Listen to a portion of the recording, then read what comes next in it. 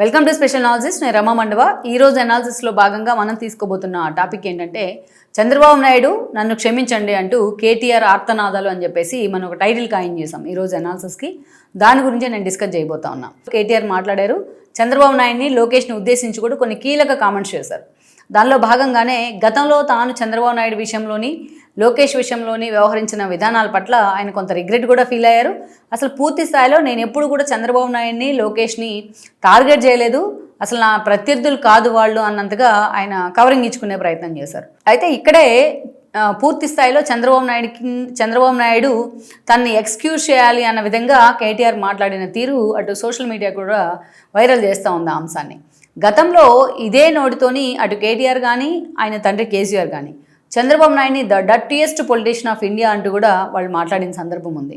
అంతేకాదు అనేక సందర్భాల్లో చంద్రబాబు నాయుడు మీద అకారణంగా విమర్శలు చేసిన, నోటితో మనం అనలేని స్థాయిలో విమర్శలు చేసిన సందర్భం ఉంది కేసీఆర్. దాన్ని ఎండార్స్ చేస్తూ కేటీఆర్ మాట్లాడిన సందర్భాలు కూడా ఉన్నాయి.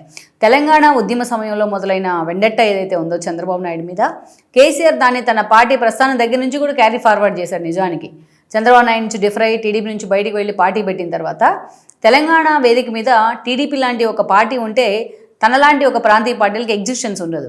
అందుకని అప్పటి నుంచే టీడీపీని టార్గెట్ చేస్తూ వచ్చారు. అయినా 2009లో పొత్తులు పెట్టుకొని మహాకూటమిలాగా వెళ్ళారు, కానీ అది వర్కౌట్ కాలే. అది ఒక చేదు అనుభవాన్ని అయితే మిగిల్చింది. అక్కడి నుంచి మనం చూస్తే కేసీఆర్ తనకు అవకాశం వచ్చినప్పుడల్లా చంద్రబాబు నాయుడిని టార్గెట్ చేస్తూ ఉండేవాళ్ళు. ఎస్పెషల్లీ తెలంగాణ మూమెంట్ పీక్లో ఉన్న సమయంలో చంద్రబాబు నాయుడిని పదే పదే టార్గెట్ చేసేవాళ్ళు. చంద్రబాబు నాయుడు గట్టిగా తుమ్మినా కూడా అది ఒక బూతులాగా క్రియేట్ చేసేవాళ్ళు. తెలంగాణ వ్యతిరేక అంటూ కూడా కారణం చేసేవాళ్ళు. అంతేకాదు రెండు కళ్ళ సిద్ధాంతం అని కూడా ప్రచారం చేశారు. ఆయన రెండు ప్రాంతాలు తనకు సమానం అంటే. ఈరోజు అందరూ కూడా అదే మాట్లాడుతూ ఉన్నారు. అలా చంద్రబాబు నాయుడిని, ఆయన పార్టీని తెలంగాణ వేదిక మీద నుంచి చిన్నగా పక్కకు తప్పించే ప్రయత్నం జరిగింది. అందుకే టీడీపీ నిజంగానే ఆ ప్రస్థానంలో ఒక సాఫ్ట్ కార్నర్ కూడా అయింది. అందుకే టీడీపీ ఈరోజు తెలంగాణలో పూర్తిగా తన పార్టీకి సాలిడ్గా ఉన్న లీడర్లను కోల్పోవాల్సి వచ్చింది. ఇక తెలంగాణ ఉద్యమం తర్వాత 2014 తెలంగాణ రాష్ట్రం సిద్ధించిన తర్వాత 14 ఎన్నికల్లో టీడీపీ మెజారిటీ సీట్స్ గెలుచుకుంటే వాళ్ళందరినీ కూడా టీఆర్ఎస్లో చేర్చుకున్నారు సీఎం అయిన కేసీఆర్. 2018 ముందస్తు ఎన్నికల్లో ఏడాది ముందుగానే ఎన్నికలకు వెళ్లారు. బీజేపీతో డిఫరెన్సెస్ కారణంగా ఆ రోజు చంద్రబాబు నాయుడు రాహుల్ గాంధీతో పొత్తులు పెట్టుకుని తెలంగాణలో ప్రచారానికి వెళ్లారు. పెద్దగా అప్పుడు దాకా కేసీఆర్కి ఒక ఆయుధం లేదు, తను ఒక సెంటిమెంట్ అస్త్రంగా ఆ ఎన్నికని జనంలోకి తీసుకెళ్లేందుకు. చంద్రబాబు నాయుడు రాహుల్ గాంధీతో చేతులు కలిపిన తర్వాత ఈ అస్త్రాన్ని జనంలోకి తీసుకెళ్లారు. మళ్ళా రెండోసారి సీఎం అయ్యారు. అప్పటి నుంచి కూడా అయితే ఆ రోజు సుహాసిని ఆ ఎన్నికల్లో నిలబెట్టి ఓటమి పాలవడం దగ్గర నుంచి నందమూరి సుహాసిని ప్రతి ఇష్యూలో చంద్రబాబు నాయుడిని ఆయన టార్గెట్ చేసేవాళ్ళు. ఓటుకు నోటు ఇష్యూ దగ్గర నుంచి 2018 ఎన్నికల దాకా. ఇక ఆ సమయంలో కూడా చాలాసార్లు ఆయన మాట్లాడేవాళ్ళు. రిటర్న్ గిఫ్ట్ పేరుతో చంద్రబాబు నాయుడికి ఊహించని గిఫ్ట్ ఇస్తానని చెప్పేవాళ్ళు. అలాగా చేస్తూనే మనం చూస్తే 2019 ఎన్నికల్లో జగన్మోహన్ రెడ్డి సీఎం కావడానికి తన వంతు పాత్ర పోషించాడు కేసీఆర్. ఆయనకి బీజేపీ కూడా సపోర్ట్ చేసింది. 151 సీట్లు జగన్మోహన్ రెడ్డికి రావడంలో వాళ్ళిద్దరి పాత్ర ఉందనేది చరిత్రలో నిక్షిప్తమై ఉన్న సీక్రెట్ అనమాట. అది ఎవరు కాదనలేని వాస్తవం కూడా ఇది. అందుకే టీడీపీ 23 స్థానాలకు పరిమితమైంది. తన క్యాబినెట్లో ఉన్న మంత్రులు కూడా పంపించారు కేసీఆర్ చంద్రబాబు నాయుడికి వ్యతిరేకంగా ప్రచారం చేయడానికి.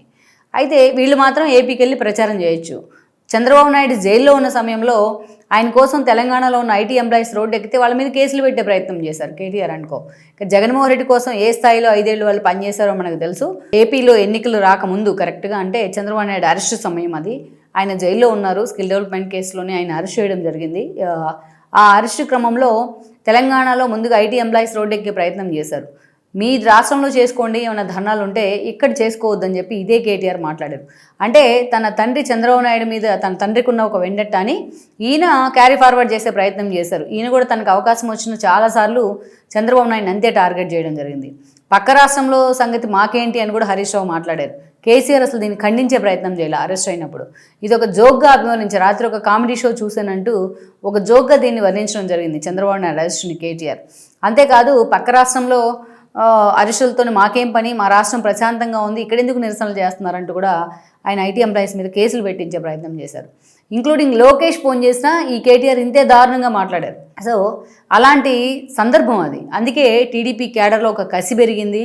నిజంగా ఆ కసే తమ ఓట్ బ్యాంక్ మొత్తాన్ని చంద్రబాబు నాయుడు పోటీ చేయొద్దు తెలంగాణలో నిర్ణయం తీసుకుంటే ఆ ఓట్ బ్యాంక్ మొత్తం కూడా 2-2 కాంగ్రెస్ వైపు ర్యాలీ అయింది.